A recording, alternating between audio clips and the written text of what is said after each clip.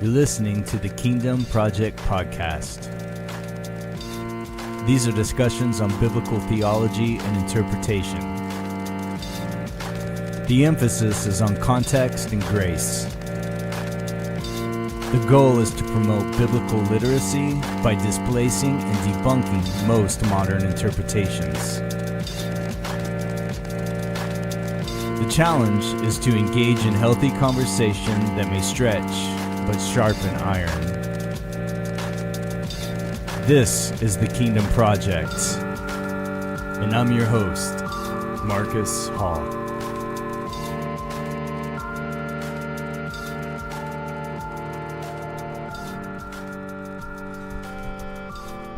Ooh, all right. Hey, what's going on, everybody? Let's just get into this. Thanks for listening. Thanks for hanging. And yeah, so thank you. I don't know. I just get like, oh, okay, I don't know what to say. So thank you though. Let's get into a text. Matthew 5. I'll give you a second. Matthew 5, if you do follow along. I don't know if you do. If you're like me, you listen to podcasts while you're driving, so you won't be able to. So I'll give you a second, though, if you do. Who knows? Matthew 5. Go there. Sermon on the Mount.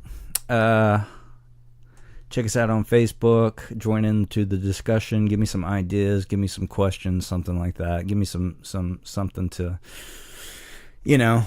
work with here. And I want to know what you want to hear within the confinement of the Bible, though. Okay, don't.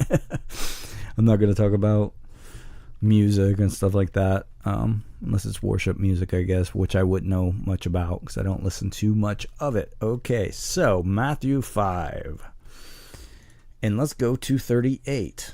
All right, you have heard that it was said, an eye for an eye and a tooth for a tooth. But I say to you, do not resist the one who is evil. But if anyone slaps you on the right cheek, that's important, right cheek, turn to him the other also. And if anyone would sue you and take your tunic, let him have your cloak as well. And if anyone forces you to go 1 mile, go with him 2 miles. Give to the one who begs from you, and do not refuse the one who would borrow from you. All right. I want to zero in on turn the other cheek. Okay. This has been misinterpreted so many times, and by all of us, as Jesus's support for becoming a punching bag or a doormat to all of those who oppose or are aggressive against us. Okay, so it verges on, I don't know, being very passive, and to not, it's just to be like, oh, okay, whatever, that's cool. If it's not for you, that's okay. And the problem with a statement like that, like that may be okay for you, but it's not okay with me, but that's okay. Stuff like that. That's postmodernism. All right, that's we're in a postmodern world now, and it's more like, well, yeah, man, cool. If your God is like that, then okay. But my God's like this, or I don't have a God, or whatever. And but it's okay. Just let people just do what they do. And so I think some of that turn the cheek interpretation, turn the other cheek, comes into that. I can't remember if I've even addressed this or not on this show. If I have, I apologize, but it's worth taking a look at again. Okay, so to take Jesus's advice as in the way that it's been interpreted would be, it's in error. Okay. And it fails to actually see the context and the cultural context of who he was talking to and what is going on, okay? So just like if we were to take Paul's command for women not to braid their hair, right? No, we don't do that. Or Paul said, loving your, what was it in Romans 12 about heaping burning coals on their head? Like, what if we literally did that? Okay, that's nonsensical interpretation. We should not be doing that. All right, so let's look at the real meaning behind Jesus' command to turn the other cheek toward an aggressor. Okay, in that day, in the first century, Roman soldiers were very arrogant because they were in control and they had power. All right, the Jewish land was occupied by the Roman territory. There was no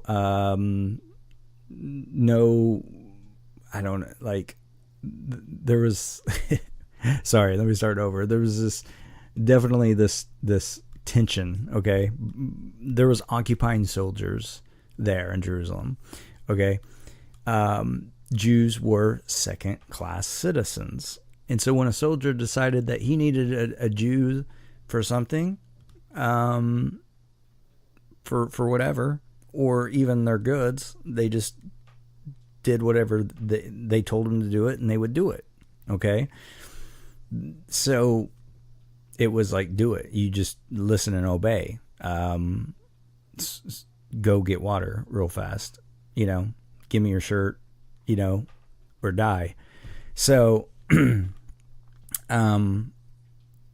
if the Jew didn't do, or they stood up to the soldier, or they did something wrong and the soldier didn't like it, then they would backhand them to the face. All right. This is the situation that Jesus is addressing.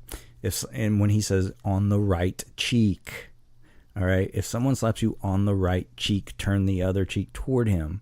All right. You have to pay attention, that there is something going on right there, that it says right cheek. Jesus doesn't just tell somebody who takes a punch or a slap to literally turn the other side and say, hit me again. He's actually giving this clear instruction to, after you've been struck on the right cheek, to expose your left cheek. Okay, so why? And that's where historical context and cultural context comes into play, all right? The Roman soldiers tended to be right-handed, like most people are, and when they struck somebody with a fist, it came from the right and made contact with the left side of the face. Boom. But when they struck somebody who they thought was an inferior person, they swung with the back of their right hand, making contact with the right cheek. Okay, so in this type of culture, this made a clear distinction between classes, all right? Roman soldiers backhanded their subjects to make a point that Jews were the second class. They were lower. No one thought twice about that, of treating lesser people with less respect or whatever, okay? So when Jesus tells the fellow Jews to expose their left cheek, he's saying this is a peaceful subversion. All right, he doesn't want them to retaliate in anger.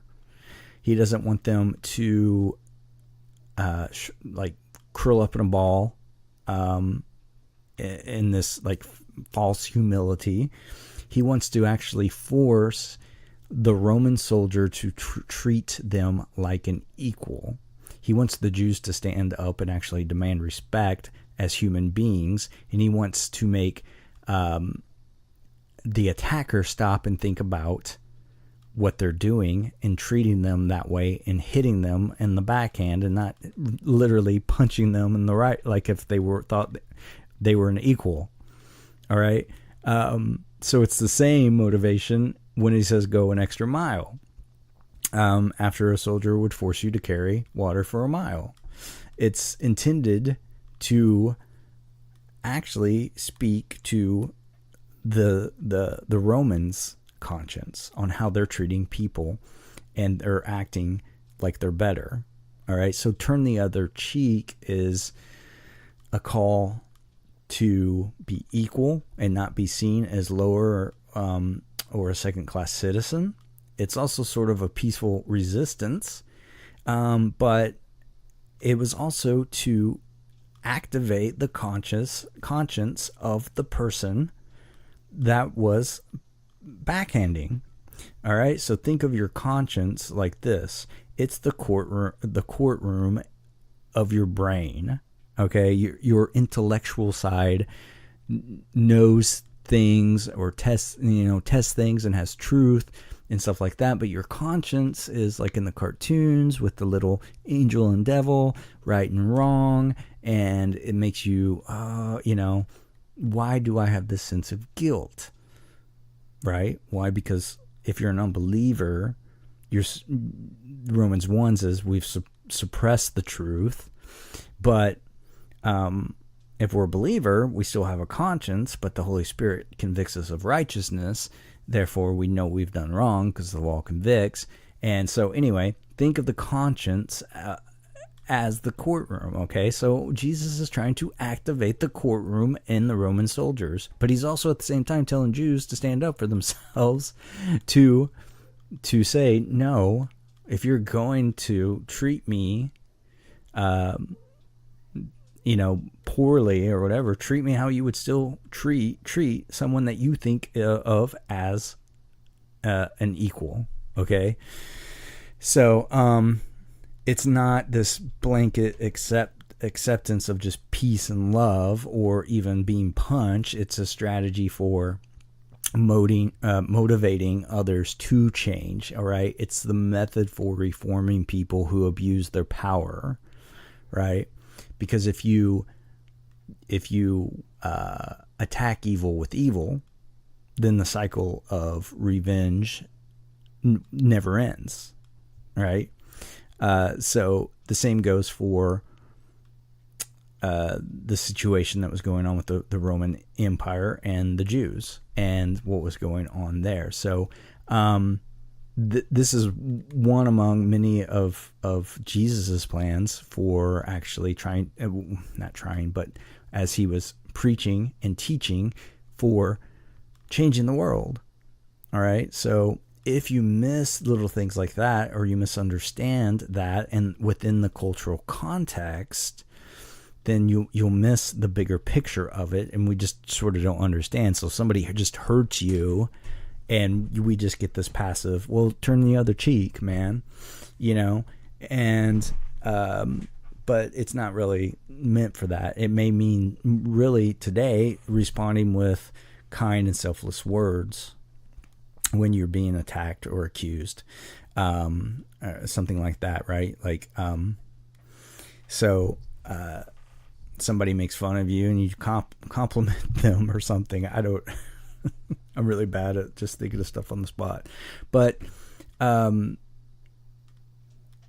you would follow up someone's attack with a compliment that would demonstrate their strengths. You would actually be showing that person how to empower somebody thoughtfully instead of just like making fun of them all the time, because they would see the stark contrast between those two things. All right.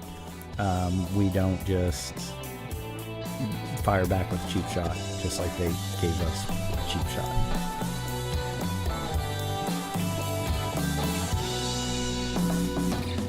Well, all right, there's another episode. Comments, questions, disagreements, all that stuff. Get into the Facebook discussion group or send me a message at thekingdomprojectpodcast@gmail.com. And until next time, be a mustard seed, be leaven. Thanks for listening.